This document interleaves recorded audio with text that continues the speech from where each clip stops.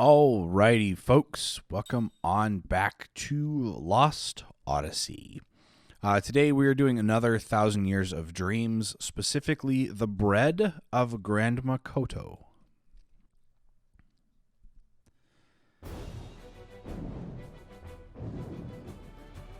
There's no way to keep the village from becoming a battlefield.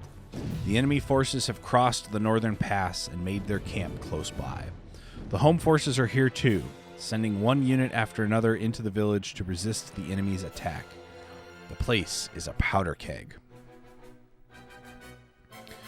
Ringed by mountains where two highways intersect, the village is a crucial focal point for transport. It cannot be allowed to fall into the enemy hands, while its capture is essential to any hopes the enemy might have for victory in the war. Long years of fighting have come down to this one major battle. It is the battle that must be waged. The logic is clear, simple, inevitable, and will transform this tranquil village into a battlefield at any moment. The army has ordered the villagers to evacuate. Non-combatants can only get in the way. The enemy wants to settle this before the weather turns cold. So what does that mean? Another month? 2 weeks? Got your stuff packed? No sense of getting caught in the middle and killed. Talk about dying for nothing. Better forget about taking any pots and pans with you. Pack as light as you can and get away as far as you can. Think of all the generations our ancestors guarded our houses and lands. I hate to think this is going to turn into a wasteland when the fighting starts. There's nothing we can do about it. It's just plain bad luck, that's all. We just have to hang in there till the war is over and come back. Sorry. We just have to... I got distracted for a second. We just have to hang out there till the war is over and come back when we find out who won. The main thing is to get out now. Right. It's all we can do. We've got to stay alive. Better not hope for anything more than that. Why the hell does this have to happen to us? The villagers leave a few at a time, beginning with the first ones to find temporary shelter. By the time the forest is lightly tinged with red, the village is practically deserted. The only ones left are old folk who live alone and have no one and no place to run to. The army has built a crude refugee camp for any evacuees able to cross several mountains to reach it.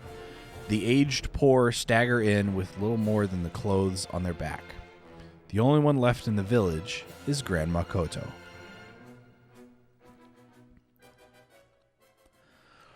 The bread of Grandma Coto.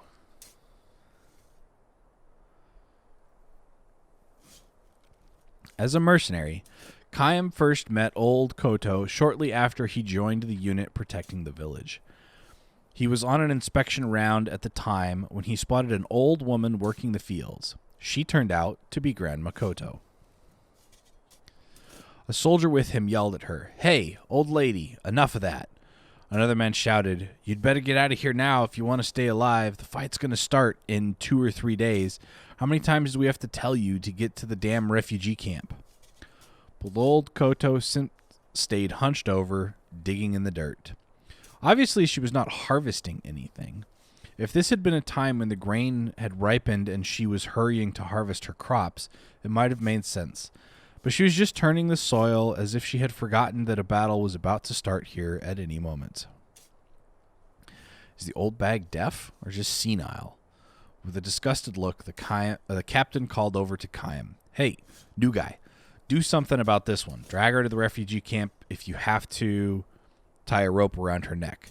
We can't have her wandering around out there. She's just going to get in the way when the fighting starts." The captain's tone was arrogant. The more cowardly a commanding officer is, the more arrogant and overburdening his style becomes, and the less he is able to conceal his nervousness when a battle is nearing. Khaim silently strode silently toward the old woman in the field.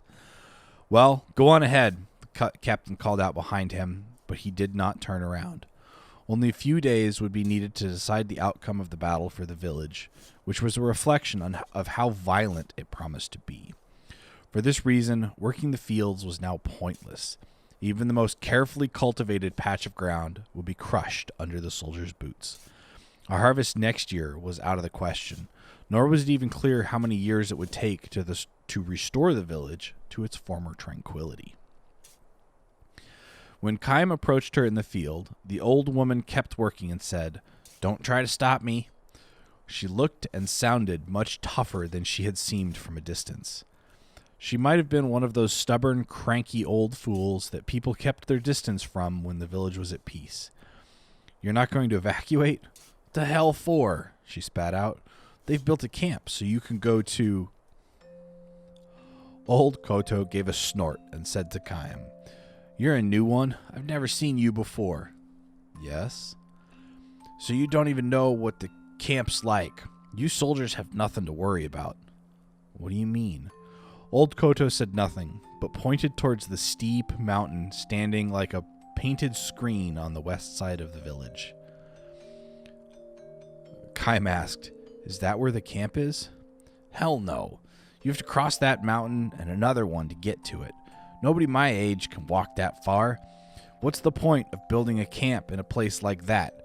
How many old folks do you think they're going to make it over there?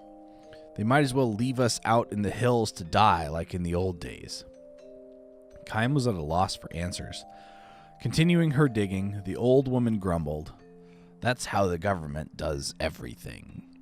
She was clearly angry, but perhaps less angry than sad. "You're on an inspection tour, right? Well, don't let me stop you.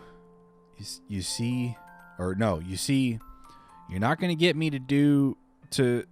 You're not going to get me to go to any damn refugee camp. That's all there is to it. I'm not going anywhere. This is the village I was born in, and I've lived here all my life." "I know how you feel, but this place is going to turn into a battlefield soon." "I know that. So what?"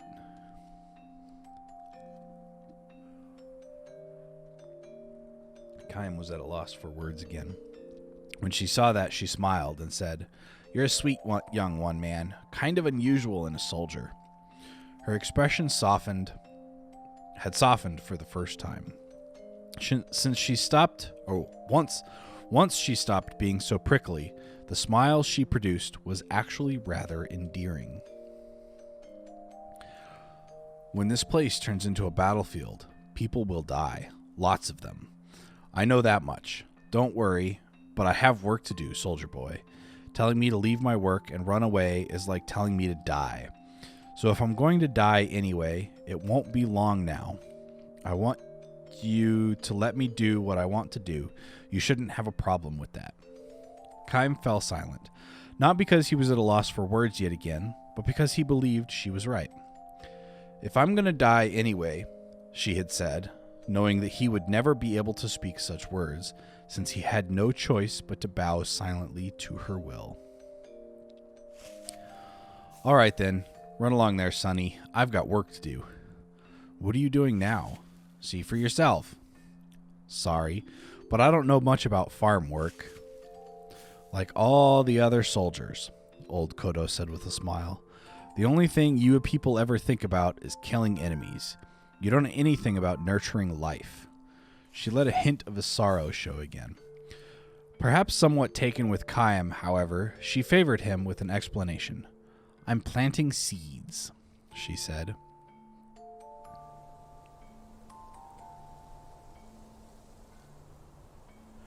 Grains of wheat. You sow them in the fall.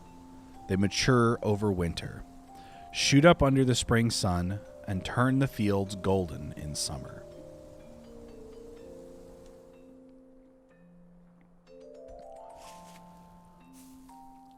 I always do my planting when the northern mountain peaks turn white, every year, and this year's not going to be any different. Would the seeds mature in the trampled fields? Chaim had his doubts. Grandma Coto, however, displayed not the least anxiety or resignation as she scattered seeds in the newly turned soil. Her hands performed the age-old ritual with ease and naturalness, as if to impress upon Chaim the fact that she was doing this year was nothing more or less than what she had done every year before. As a result, Chaim's next words emerged with a smoothness that he himself found somewhat surprising. If the seeds don't grow, then I'll just do it again next year. And if next year's bad, I'll do it again the year after that. You have to plant the seeds. That's how I've lived my life. If you don't plant, nothing will grow. See what I mean? I think so. Whether there's a fight or not, it doesn't matter. I'm just going to do what I have to do. That's all. She spoke with certainty, her wrinkled face softening into a smile as she added, "You can't even enjoy a meal if you know you haven't done things right." You're saying that this is what gives your life its meaning. This was the question to which Chaim had long searched for an answer. For what purpose had he been born into this world? What was he supposed to accomplish here?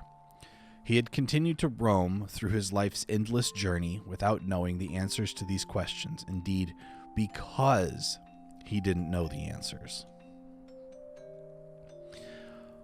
"I don't know about deep stuff like that," Grandma Coto said shyly. "I just mill the wheat I've harvested and bake the bread in the fall. That bread is really special. Nothing tastes as good as the first bread you make with the wheat you grew that year. It's what my grandson looks forward to every year. I just can't decide to take a year off now, can I?" "I see what you mean." "No, you don't," she declared. "You're nothing but a damn soldier." Her face turned hard again. There were no more smiles from her that day. When Chaim returned to the barracks, a soldier who had been stationed in the village for 6 months or more said to him, "That old bag hates our guts. Because we've ruined the village? That's part of it, I suppose, but it's got deeper roots than that for her." Grandma Coto had lost her entire family to war. First, her husband died in the year 40 years earlier, then her son and his wife in the war 20 years earlier, and now the grandson they had left was taken to fight in the current war. "What's his unit?" Chaim asked the soldier. The man gave a helpless shrug and named a unit that had been sent to an area with the most intense fighting. "Talk about bad luck. The fighting's so bad out there. If it was me, I'd take my chances on being executed for deserting under fire. He's got maybe a 50-50 chance of coming back alive. No, maybe 30-70. If her grandson were to be killed, Grandma Coto would be left all alone in the world. She would have no one to feed her bread to." "It must be tough to be left alone at that age," the soldier said. "Looking at old Coto, I can't help but think of my mother back home. There's no way I can let myself get killed. She'd never stop crying. Same for you too, eh, Chaim?" Chaim said nothing in reply. He had no right to put himself in the same category as this soldier. The battle started 3 days later. The enemy army's attack was even fiercer than expected. The defense forces had no choice but to put everything they had into the fight. Chaim slipped away from the battlefield front and headed for Grandma Koto's house. He found her leaving for the field as always. She gave no sign that she was afraid of fighting.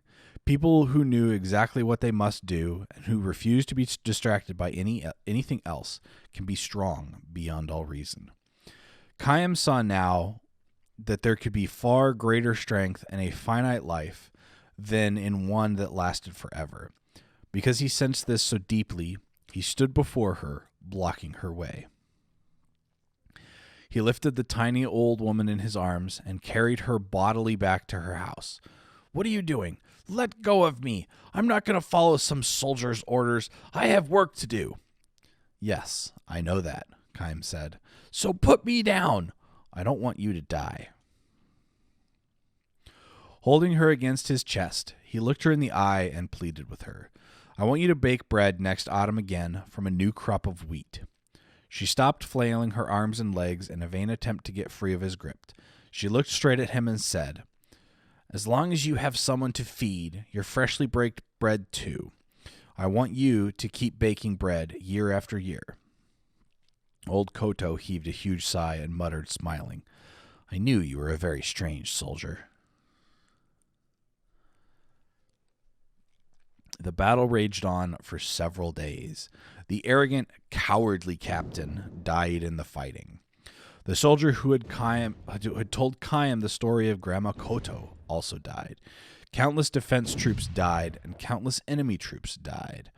The village was consumed in the flames of war, and old Koto's field was ravaged under the heels of the military. Khaim's side managed to stave off the attackers, then followed the retreating enemy to the north. All that remained in their wake was the empty, devastated village. The war ended as spring was giving way to summer. At the cost of massive casualties, the army repulsed the enemy's invasion. The village began to recover little by little. As Grandma Coto had predicted, not one old person who crossed the mountains to the refugee camp came back alive. Autumn. And Khaim has come back to the village. He feels warm in the chest when he looks across the fields and spots old Coto sowing wheat. So, she's doing it again this year, and next year, and the year after that, for as long as she's alive. She notices Khaim and crosses towards him with a welcoming smile. A year has passed. She seems to have shrunk somewhat within a year's worth of aging. "Haven't seen you for a while," she says. "So they didn't kill you? And I'm glad to see you looking well too. I heard you stayed near my house during the fight. You single-handedly fought to keep enemy troops away from it." Khaim gives her a shy smile. "How was your wheat?" he asks. "All ruined, of course. Worst crop I've ever had. A few scrawny stalks, barely enough for one loaf." She tells him all this with surprising ease, then fixes her eye on him and asks, "Have some?" "What?" "Bread, of course. I'll bake a loaf now, if you'll help me eat it." "Well, sure, but..." Grandma Coto sees through Khaim's hesitancy and says with a calm smile, "Yes, he's dead, my grandson. I got word at the end of the summer. I was waiting and hoping, planning to bake him a loaf of bread as soon as he got home."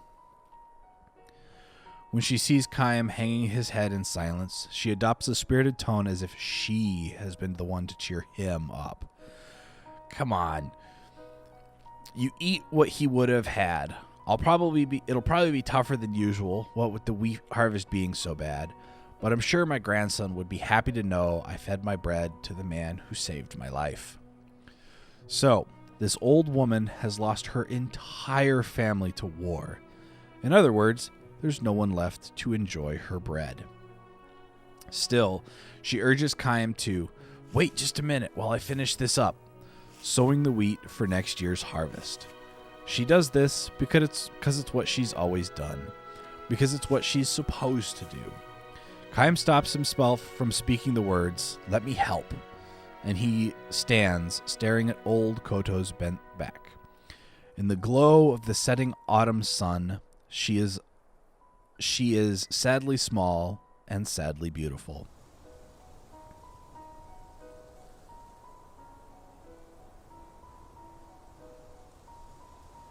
Khaim eats the fresh-baked bread. Old Coto was right. Made from the wheat grown without its full measure of care, the bread is hard and dry and poor in taste. Still, of all the bread Khaim has eaten and will go on to eat in his long, long life, this is by far the most delicious.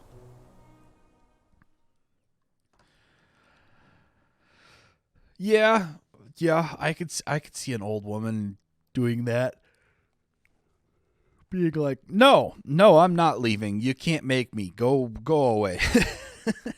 I can so totally see an elderly person doing that, especially if they have lived in the same house their entire life and worked the same field their entire life. Yeah, no, they wouldn't want to leave at all. It just wouldn't happen. But I think we are going to end today's episode and story off here. I hope you folks enjoyed it. If you did, hit that like button down below. If you're new to the channel, consider subscribing and checking out some of my other content. And as always, I will catch you folks in the next episode. Stay frosty out there.